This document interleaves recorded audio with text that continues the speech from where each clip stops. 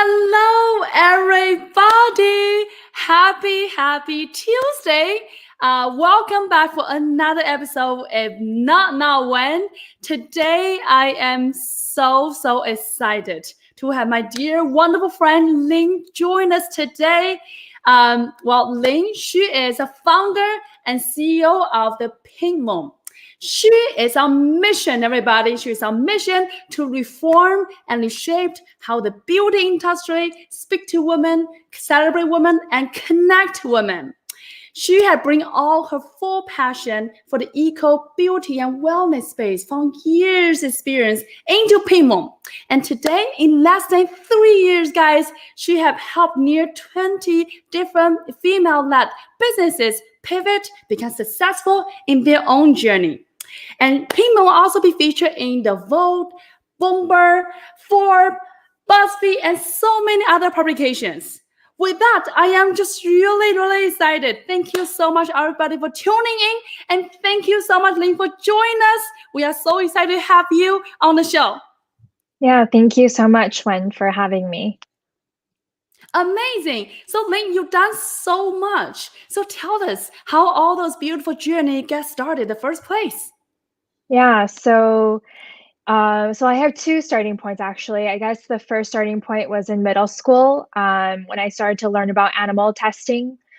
And animal testing is very prevalent in the cosmetic industry.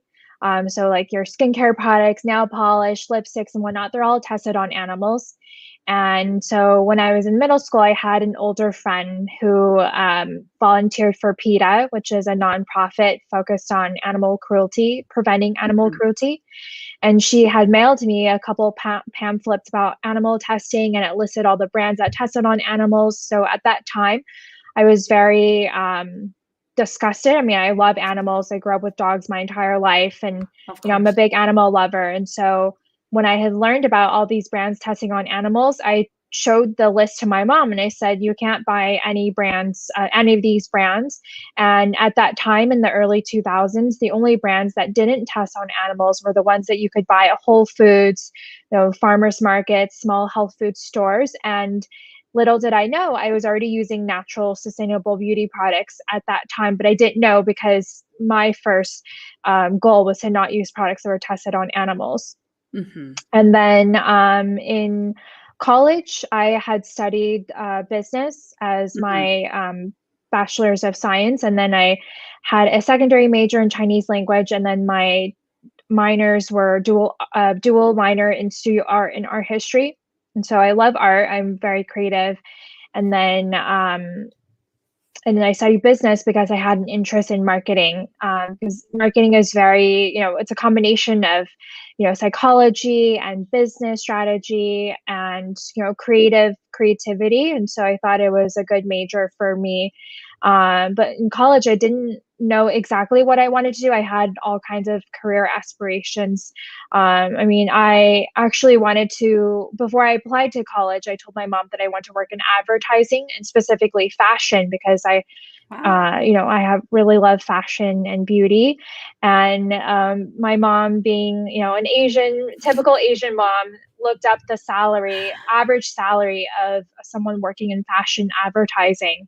And she said, okay, CNN reports that the starting salary for fashion advertising was $13,000. So no, you cannot do that career. But I've always, kept that in mind, working in marketing. And so I started thinking more about what I wanted to do. And before graduating from college, I had thought about maybe working in public relations, PR, because it combines, creativity with writing and strategy, psychology. So it is, very close to what I had wanted to do in marketing. And so I landed a role at a natural vegan cosmetics brand called 100% Pure. And they're one of the first brands to really bring natural vegan cosmetics to the masses. And so, so I was there as a summer intern. And at that time in 2011, it was a pretty small company. Now this company has grown, global wide. They're a pretty large company now. But when I was there as a new college grad I felt like it was important for me to have some corporate experience rather than starting a career in a startup. And that's what I recommend for anyone who's listening to this and who's, still in college or new college grad. I would definitely suggest working in corporate for a little bit just so you can learn. When I was at my corporate job, even though it wasn't I wasn't passionate about it, I didn't love it, wasn't my favorite job, but I definitely learned a lot, working in a structured hierarchical company. Mm-hmm. And so I went to go work for a global PR firm in San Francisco. I was there for a little over 1.5 years.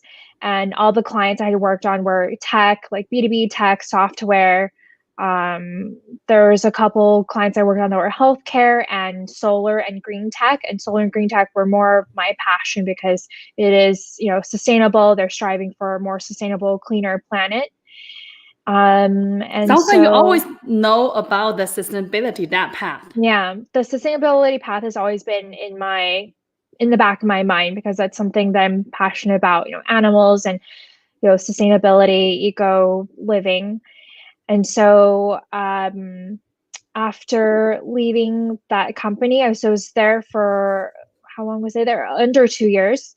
And I had wanted to go back into beauty because beauty, Mm-hmm. I really loved, working at 100% pure and just being in that space with other people who cared about beauty brands that were friendly to animals, friendly to the planet, and friendly to your health.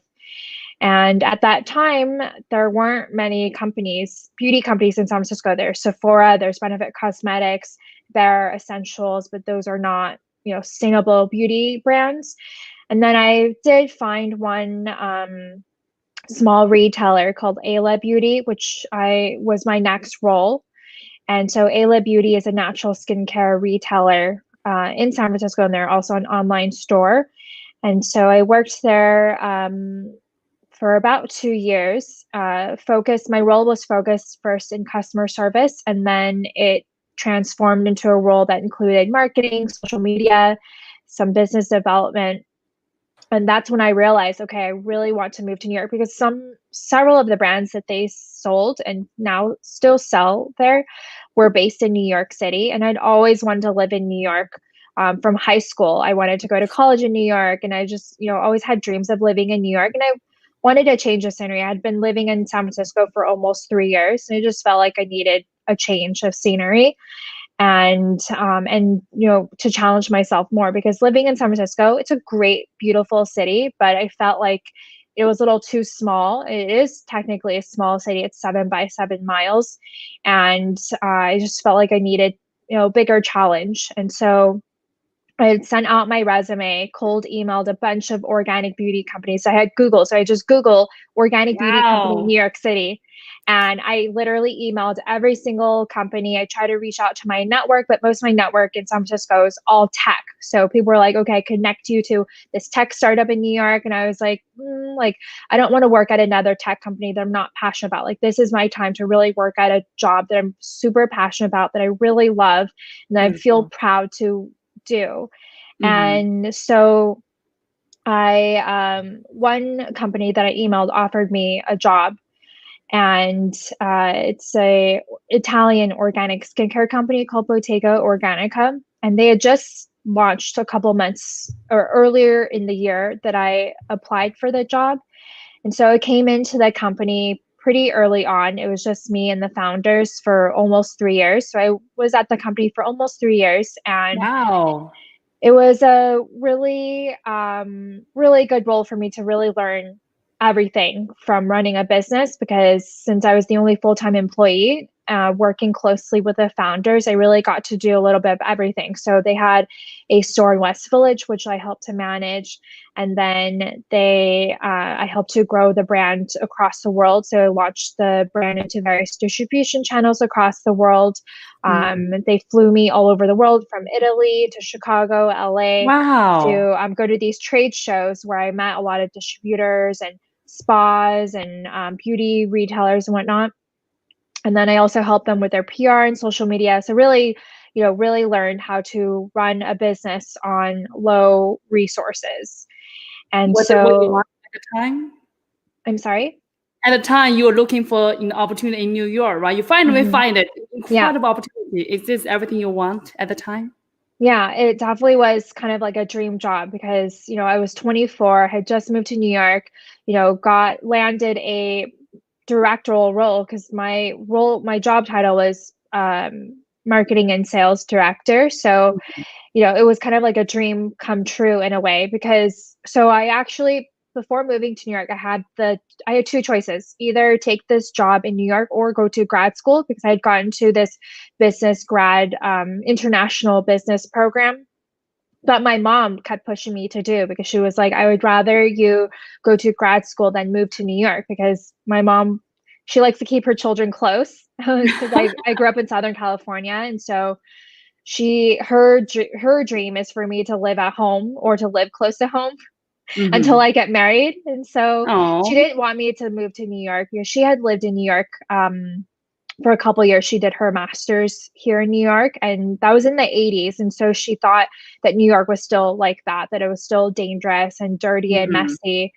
And also because New York is very cold, and I do not do well in the winter here. And so my mom had wanted me to go to the business grad program, but I told her, I said, if I were to graduate from this graduate program, this is the kind of job that I would aim to get. And why not take this job that I'm going to get paid for, that I don't need to go to a grad program for? And so that's what I really, try to convince my mom. And you seem so, like you already know what you want because that must be a tough conversation being an Asian and talk to your mother or father from the authority perspective. Is yeah, that who you always are? You always know what you want and just go after yeah, it? definitely. Yeah. That's beautiful. So now in New York, you're in your dream job, you're running the business, you fly all over the world to see the distributors, see the trade show, and then what happened from there? So around the time, it was about a year before I left the company, I had started to freelance for one woman-owned organic beauty brand because Bottega Organica was all male founded, and there's just me and one other woman on the team, and everyone else were men. And so I just wanted to help smaller brands because going to these trade shows, I had met, various brand founders, all women, and they saw what kind of brand Bottega Organica was. At that time, Bottega Organica, have already grown really fast and were placed in a lot of publications. And so some of the smaller brands were like, wow, I want to be in a place like Bottega Organica. And so I met these brand founders and I told them like I'd be open to freelancing for you and helping you grow your brand, working part-time. And so I Beautiful. started freelancing for this one brand. And then the following winter, I started freelancing for another brand who I'm still very close with. And so one of the founders from the second brand I started freelancing for told me, maybe you could even start a consultancy to start working with these, smaller female founded brands. And then you could live abroad because at that time I had started to think about wanting to live abroad. I've always wanted to live in Europe. And so my goal in mind was, okay, I'm going to start my own company so I can move to Italy. Italy is one of my favorite Wow. countries. And so one of my favorite countries I've always wanted to live in. And so, so then I left Bottega and then started Pink Moon, the consultancy. Was it an And easy decision to leave your it, dream job? I think at that time I had already been at the company for almost 3 years and I felt like I needed a change. So I'm someone who I like constant change in my life. And I always like to challenge myself. And I've always wanted to be my own boss. Like even when I think I was 25 or 26, I had made a list of goals that I wanted to accomplish before the age of 30. And one of them was to start a company. So I felt like that was a good time for me to cross off the start a company goal on that list. That's amazing. And let's talk about starting the payment. Do you have the idea already before you leave, or you leave, then you had the idea come about? And how does this whole evolution come to fruition? Yeah, I think it was the day that I left that I started to think, okay, what's next? So you leave And first without having the yeah, idea. That's a lot of mhm, courage. yeah. Were you not scared at all? You just I knew you have it. definitely Yeah, I definitely was scared. Especially, living in New York is very costly. And so I really had to think, okay, how am I going to start this company? I mean, building a consultancy doesn't cost too much. You just have to pay for registering your company and, getting contracts made. So it's not a big investment, as big of an investment as the second Pink Moon business. And so it definitely was a risk, especially also my mom at the same time was telling me, I don't think this is a good time to start a company. You're still quite young and you Mhm. should go to grad school. So her goal and mine was always for me to go to grad school. So she kept saying, like, why don't you go try that business program again? Or she started to think about other careers for me, like in the healthcare field, because my mom works in healthcare field. My brother's a doctor. So she always hoped for me to become a doctor too. Oh, So, so she started thinking about all these career ideas. Oh, why don't you become an occupational therapist, which is what she does, or go to school for nursing, or all kinds of healthcare fields. And I just told her I don't want to, like, it's not my passion. Even though when I was younger, like when I was 10 or 11 years old, I had aspirations to be a pediatrician, but that was before I knew about going through med school and having to do anatomy classes. And I'm very queasy. I can't stand to look at blood or surgeries and whatnot. So I told her that, I said, I don't think I could go through nursing school or medical school because I can't handle, you know, looking at blood and whatnot. was it easy to say no to your mother though? It was not easy, but I kept telling her, like, this is my dream. I've always wanted to start my own company, Mhm. and this is what I want to do. And I want to be happy. I don't want to be at a job, like, even if I'm getting paid a lot of money and having a stable salary, I don't want to risk my mental health Let's take and a my second. happiness. Unpack that. You were young at the time and having that courage and awareness to recognize you're choosing between happy and something that your parents are very proud of. How do you even know that? Like that's incredibly intentional and really brave to recognize it and Mhm. truly follow your heart, isn't it? Yeah, well, because it was from experience. So when I was at that corporate job, I close to before I quit, I started to feel very unhappy. Like I feel like my mental health was definitely at risk because I had almost I was crossing a really busy street in San Francisco. I was on my way to my volunteer. I volunteered at an Asian American magazine media company. And so I was on my way to my meeting and I was crossing the street without even thinking. And this car almost hit me because it wasn't the pedestrians' right to walk, it was the cars right. And so I almost got hit. And when I got to the other end, I was like, wow, this is not, like, I need to quit this job because I'm so unhappy and I'm stressed and this is not worth it. And I had, at that moment, I promised myself I'm never going to be in another job that I'm not happy at. So when Wow. I think about that, that's like, my own personal experience and just thinking about how unhappy and like stressed, and I, almost accidentally killed myself, so that was really what was always in the back of my mind. That's what I reminded my mom too. I kept telling her, like, my happiness is worth Mhm. more than having a stable salary. So beautiful. I felt if everybody just having that courage to acknowledge it and truly embrace their own happiness, I felt the whole world Mhm. would be such a happier place, isn't it? Yeah, definitely. Amazing. So now you are on the journey to start Pingmong. So tell us about, Mhm. first of all, tell us about in your word what a Pingmong is and how did you Mhm. get started? Yeah, so I have two businesses named Pink Moon. The first one that I started a couple years ago, the consultancy, is a consultancy for female-founded sustainable beauty brands. So with these brands, I help them grow from their PR, social media marketing, to launching their brand into various distribution channels across the world. And so I've worked since 3 years ago. I've worked with 20 different brands at various stages of growth and just really helped to, grow these brands.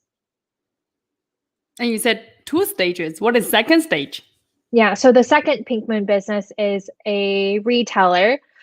So I, or it's the tagline is Pink Moon is an inclusive WellCare space and community created by women for women through every phase of life. So we have an online store right now where I curate exclusively female-founded, sustainable self-care, well-being, and lifestyle brands, including our own in-house brand, Pink Moon. So the third Pink Moon, that's almost like a third stage of Pink Moon. I'm still consulting, and I feel like this e-commerce WellCare space is kind of an extension of my mission of what I have been doing, working alongside these female-founded brands and now marketing and selling them on my own platform and sharing their stories. So basically, Pink Moon is a consultancy to help other female entrepreneurs to launch their product or be more successful. And at the same time, Pink Moon also is a retail space for people to shop for those conscious and more better sustained product. Is it also Pink Moon also have products yourself? Pink Moon product, so correct? The Pink Moon collection. Wonderful. So Pink Moon also a connection. Wonderful. I'm gonna check it out website right after this. This is exciting. So tell us, the moment you decided to start a Pink Moon, was everything easy, right? What is the biggest hurdle or obstacle you have to overcome to start a business? Well, definitely my mom's aspirations for me. That was definitely a big challenge because for the first 6 months of starting my company 3.5 years ago now, she kept calling me like every week. Do you need money? Do you want to move back home? Do you want to move back home and run your company so you can figure things out? Because at that time I was living in my own apartment. I had my studio apartment in New York City. Thankfully it was still affordable because I lived it was a very small studio. And so my mom was suggesting maybe you should move out of Manhattan and maybe move to Queens or move to Brooklyn or move to somewhere cheaper and have roommates. And I told her, no, like if I have roommates, I will not be happy. And I kept telling her, like, I can do this and I don't need help. And so basically, your challenge is a constant doubt and question from the people you love. And I'm also thinking about the whole entrepreneur journey, probably not just having the doubt from others around you who love you, but also from ourselves, right? I'm curious, Lin, what's your advice to other entrepreneurs who may be listening today and also have similar kind of journey, whether it's people surround him or her does not believe their vision or themselves sometimes, having that thought coming up. Am I going up? Is this gonna work, right? What would you suggest since you kind of, really break through from that moment, that 6 months? I think they should definitely think first about their happiness and what they want in their life, whether that's, to help others or to give back to charity or, to just really be happy, be at a job that they're passionate about. And so that's what I think about. I always think about what brings me joy, what makes me happy, or makes me feel fulfilled. And when I think about working at a corporate job, I know for sure I won't feel fulfilled. I won't feel happy. I won't come home at the end of the day and feel great about myself. And so that's what I ultimately think about. I think about what I want for my life because it's my life, even though my mom has a different path for me. It's not her life, it's my life. And so that's what I really think about. Life is too short to be at a job that you're not happy about or passionate about. Beautiful. Wow. So 6 months in, your moms keep calling, you are saying no in your little apartment in Manhattan. What happened from there? Well, within the first month of starting my company, I had already signed up I think I had first signed up 6 or 7 clients. So I was already really busy. Yeah. And how did you do that so quickly? That's amazing. Yeah. So I had the brands that I was already consulting for. So I had 2 brands already. And then other brands had heard about me before. Or they were brands that the founder and I were friends because we met when I was at the previous role and we had just always stayed in touch. And so I signed on those brands. And then other brands were ones I had researched that I felt like could use help. Wow, beautiful. So you really already proved your mom wrong the first month. Amazing. So from that 6 months, what happened from there? How did you scale from that point to today? Yeah, so after about a year of having the consultancy, it felt like it was time to grow my team. Because I had been working, I think at the 1 year mark, I had 10 clients all at once. So I was like, okay, definitely need help. I can't work with 10 brands all by myself. And so I had hired an intern who is now a part-time employee on my team. She's been with me for almost 2.5 years now. And then just late last summer, I started to think about growing the Pink Moon concept. So that's when I started to think about the WellCare space. And the neighborhood I was living in is the Upper West Side of Manhattan. And Upper West Side is known to be a very affluent neighborhood. And yet there's a lot of families and new moms. I even looked into the census report and learned that the Upper West Side has more women than men living in the neighborhood. And just in 2018, there were 7,500 new moms just within a year. So you can imagine that it's a very Wow. family oriented neighborhood. Yet Mhm. there's no clean beauty wellness space for the women there. Most of the wellness and clean beauty spaces are in downtown Manhattan. So I thought, like, and even on my block, I had two friends who lived across the street from me who were young moms. And so I thought, like, where did these women go shopping for clean beauty, sustainable essentials for their home, for their family? And so that's when I started to think, okay, I think this would be a good time to open a store, a retail space in the Upper West Side that would cater to these women, but also be a community space for them to learn about, wellness and women's health, fertility, and even business topics, because a lot of the women in the Wow. Upper West Side are working women. They're either entrepreneurs or they have a full-time career while balancing a family. And so that was my goal, to open this physical space by this winter. But obviously, of course, everything has pivoted. So earlier this spring, before COVID arrived in the United States, I was preparing to raise capital and I'd already spoken to quite a few investors. And so I was really preparing to raise money to open this physical space. And then when COVID hit, I, paused the pitching and really started to think, okay, how else can I help women and support these women digitally? And so that's when I opened or started to think about opening an online store. So took me about almost 4 months to launch my online store, because it's, starting a website, an e-commerce website is a big project. And I didn't realize how big of a project it was. And so, really had to have a design team, the photographer, and then me uploading the products one by one. So it was a lot of work. And so in 4 months, mid-June was when I launched the online store. Mhm. And now I've been running the online store for almost exactly 6 months now. And so Wow. that was my pivot. And then now I'm thinking what's next for Pink Moon, because the e-commerce is going quite well and I still want to open the physical space. And so my hope is to open the physical space by sometime next year or early 2022.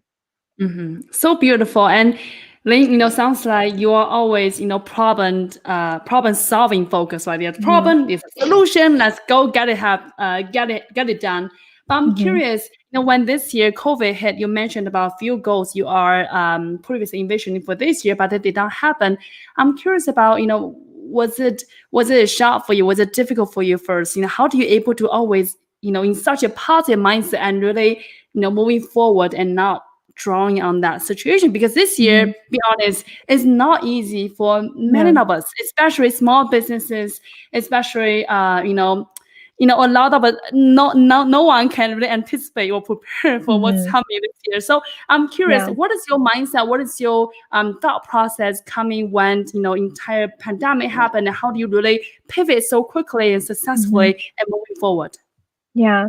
Well, it was always in my plan to start an online store, to complement the retail space, the physical space. But my plan wasn't to open the online store till closer to the physical space opening. And so when I was thinking about that, I was like, well, there's no problem to push that plan earlier, because I still want to I want to start on my mission as soon as possible. So a couple of missions with Pink Moon are to change the way the beauty industry talks to women, because the beauty industry is very negative, very, shaming. They ignore women, they exclude women.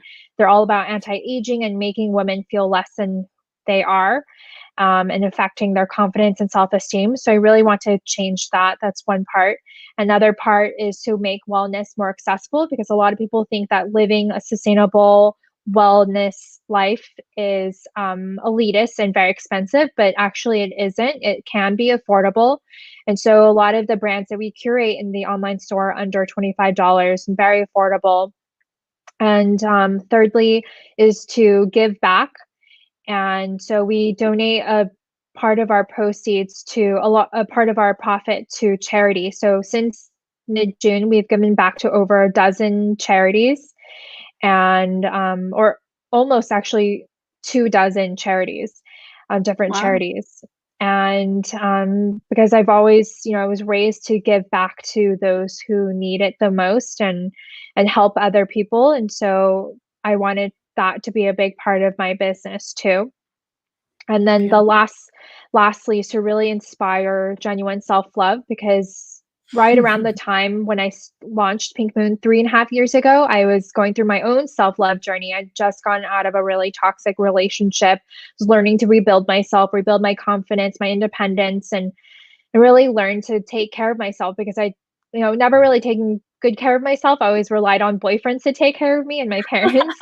And so I felt like this was the time to really, learn to genuinely love myself and genuinely take care of myself. And when I started to really love and take care of myself, I saw this this transform for me to, launch Pink Moon, and really have more confidence to do things like travel alone. I traveled right after I started my company. I traveled to Norway by myself. That was the first trip I ever took by myself. And after that, I've, traveled alone quite a few times more.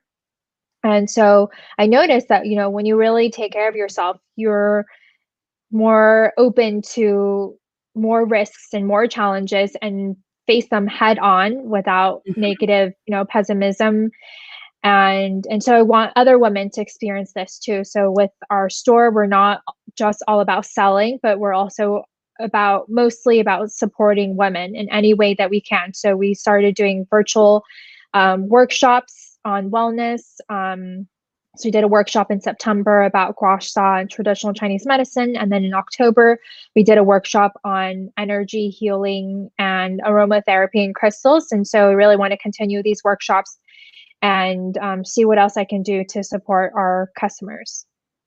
Beautiful. I really love what you said, Link, about, when we truly take care of ourselves, give ourselves that self-love, all the abundance, opportunity will present, will open the door for ourselves. And I'm curious, sounds like you are on this journey for past couple years. What is your self-care, self-love routine, and what are maybe some tips and advice you want to share with other female listeners here?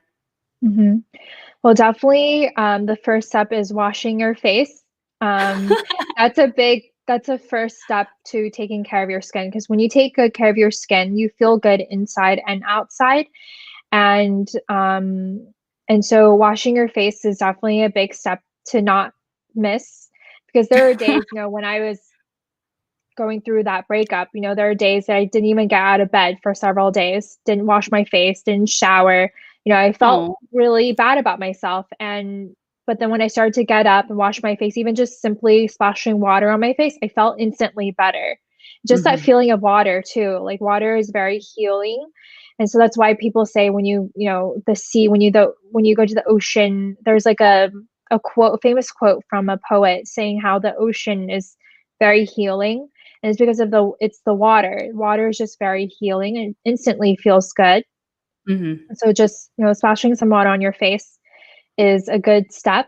Also moisturizing your face, because when you moisturize your face, you're technically like massaging your face. And when you massage your face, it just, feels good inside, feels good outside. It's good for your physical, mental, emotional well-being. And so a big part of my self-love, self-care routine is doing gua sha. Wow. Gua sha is a traditional Chinese medicine, ancient healing modality. And just doing gua sha on your face feels really good, but also, helps to smooth out your face, reduce puffiness, reduce inflammation, and then move stagnant energy. And for those who are working from home every day, doing gua sha is really good, beneficial for your physical, mental, emotional health. Do you do it Especially, yourself? yeah, I Like do it myself. using a spoon? No, with Pink Moon. So I have Pink Moon. Oh, sorry, I mentioned the spoon is because my grandma used a spoon in the past. Uh, Showed us. That's yeah, amazing. so I have a gua sha tool, Pink Moon Wow. Rose Quartz gua sha tool. So that's what I launched late last year. Beautiful. And that's made out of rose quartz. And rose quartz is a crystal that's tied to self-love and compassion. Oh, So the gua sha is a big part of my self-care routine. And then just also drinking a lot of water and herbal tea. Staying hydrated is very important also to your skincare ritual, but also your physical health. beautiful. And just going outside for a walk since I'm Hmm. working from home all day. There are some days where I'm just inside all day for a whole week, and I realized, wow, I didn't take any walks or any breaths of fresh air. So just walking outside is a big part. So beautiful. Well, thank you so much, Lin, for sharing those beautiful tips about self-care and self-love. And I want to pivot our topic a little bit more, kind of go back to the entrepreneur journey, right? Sounds like along the way, Lin, you were just such a trooper. You really just follow your heart and really one step at a time, follow your dream and make it happen. I'm curious, of course, we talk a lot about success and, the things that you do really, really well and wonderful. I'm curious, is there a failure? Is there any challenges, setback that was so difficult, so pivotal to you and how you really see problem or solution differently? I'm curious. Um, Or just, hmm, maybe it's a tough time. Maybe it's a time that really, because you mentioned you started business 3 years ago, right? You said you mhm, always want to be your own boss. I'm curious, is that everything you anticipate? Is there more mhm, problems or even more difficult, more challenges than you anticipate? mhm. Yeah, definitely. And being entrepreneur brings a lot of challenges, a lot of ups and downs. Every day is not up. And even every day, there's a lot of, even on just one day, there could be a lot of ups, a lot of downs, especially running an e-commerce in such a strange year, being 2020, having, Mhm. low employment rate and a lot of people having lost their jobs and health insurance. So it definitely is a tough year, especially being careful with how you market and not being pushy. Because I see some brands just like having all kinds of sales, pushing people to buy. And I don't Mhm. feel like that kind of messaging feels right.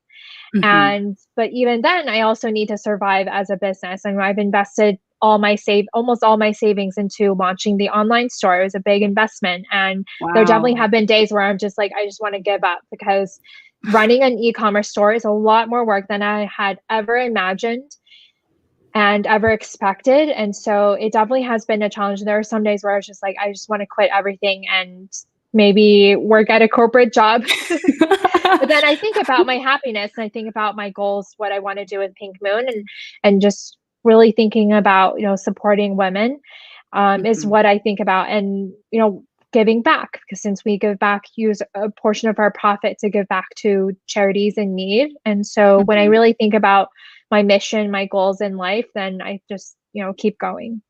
So beautiful. Why supporting women and giving back is so important to you, Ling?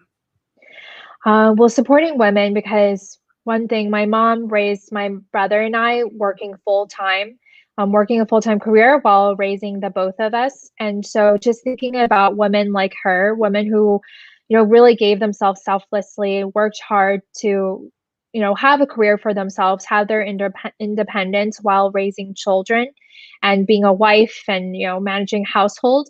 I just think about women like her, and I want to help women like her, because a lot of these women, they don't take care of themselves. Growing up, mental health is rarely discussed in your average Asian household. And then Asian moms, I know not just my own mom, but other friends, other girlfriends who have Asian moms, like we all can agree that they, our moms put their children first and never took care of themselves. And so just seeing the detrimental effects of that, like I think if my mom took better care of herself first, then she maybe could have done some things differently with my brother and I.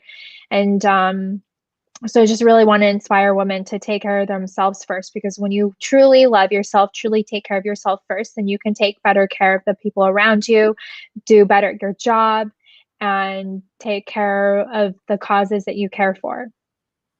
So beautiful. You have such a beautiful heart, Lin. I'm just so grateful you are here. And when you describe your mom, it reminds me of my mother as well. And I 100% agree. She always put me and my sister first. And so grateful for all the Asian moms. So talking about moms, today, Lin, you are of course successful. I mean, Pin Lumon has to go so many alliteration. In 3 years, you have transformed a concept into a businesses. Is your mom happy with you today? Or is she still calling you go back to become a doctor? I hope she's happy. I mean, she definitely supports me, and she's always telling her friends about my products and sharing my posts on her Facebook, her personal Facebook page. So I know she supports me. I think she still is doubtful, especially being, 2020. A lot of people have lost their jobs. They're not really shopping. We're buying products. And so that's definitely her main concern. But I think now she's starting to realize, like, I'm happy. This is what I want to do. And I'm actually succeeding. I'm not in debt. I'm floating. I'm not, making millions, but not millions, making millions yet. Yeah, not yet. But I'm, I know what I'm doing, and I have I have a mission in mind. Beautiful, beautiful. I love that you are so laser focused on who you are, what you want to accomplish, how you want to supporting the world, supporting women specifically. It's just such a beautiful dream to see. To see, it's so gorgeous. And I'm curious, Lin. Of course, you accomplished so much for yourself and for you people around you, community. I could not wait to see the physical store come about, and I'm sure it's beautiful. I saw incredible pictures. You have, of course, such a badass. Along the way, you inspire so many people, including myself. I'm curious, what is your do you have any thoughts about what American Dream meant for you? Is this what American Dream meant? And what's your thoughts about that? Yeah, well, for me, I think my American Dream has definitely transformed a lot in the past life. I mean, in my all years of life, because my mom has always, she has a very different American Dream. And she came to both my parents, they came to the States to do their grad program back in the 70s and 80s. And their American Dream was to, obtain a stable career and, build a family, raise kids here. And so their American Dream is very different. I mean, obviously they're a different generation. And for me growing up, I think my American Dream was kind of similar, even though, I was born here, raising kids here, having a successful career and being married to also a successful career man was my American Dream before. But now really my American Dream for me is to just, be happy and to be doing something meaningful that fulfills me in my everyday life and that also helps others. Oh, you are such a beautiful soul, Lin. I am just so honored to have you here. Oh my God, your story just touching so much of me and all of us who are listening today. I have a last question for you.